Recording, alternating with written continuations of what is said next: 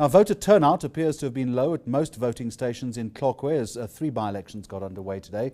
3 wards, as you know, are being contested to fill seats left vacant after the ANC expelled 14 of its councillors earlier in the year.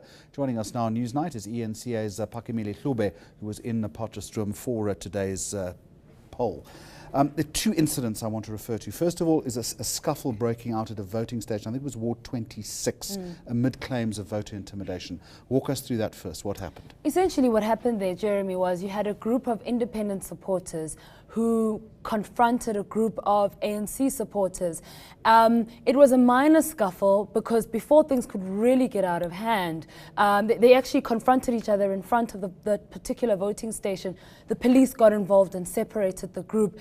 Allegations were made of intimidation of the one group accusing the other, specifically the independents accusing the ANC of intimidating voters, and that going back and forth. But because of the heavy police presence there, they were able to immediately respond and to do something about the situation. Given that the IEC's credibility is under question, some say, as a result of previous incidents, what did they have to say, if anything, about the incident that we're talking about? The IEC said that the incident was really minor in the sense that because it happened outside the polling station, there's quite a distance between where this event happened and where the actual voting takes place.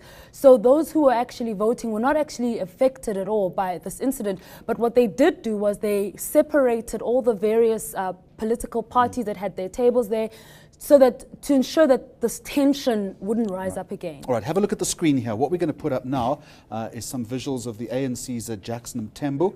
And you're going to talk to us about this. What are we seeing here? So essentially what we're seeing here, Jeremy, is you've got Jackson Mthembu being confronted by an independent party agent. This party agent is very, very angry. As you can see, he's accusing Jackson of having actually flouted election laws by being in this demarcated space. As you can see, it's actually demarcated by the IEC in the background and wearing ANC colours in doing so. When we spoke to the presiding officer at this particular station, which is in Ward 18, about this matter, the way that it was explained to us is that usually the rules are that if you're wearing party colours and you're a voter, that's fine, that's allowed. If you are a VIP or specifically a party agent, you may not access this point while you're wearing party colours.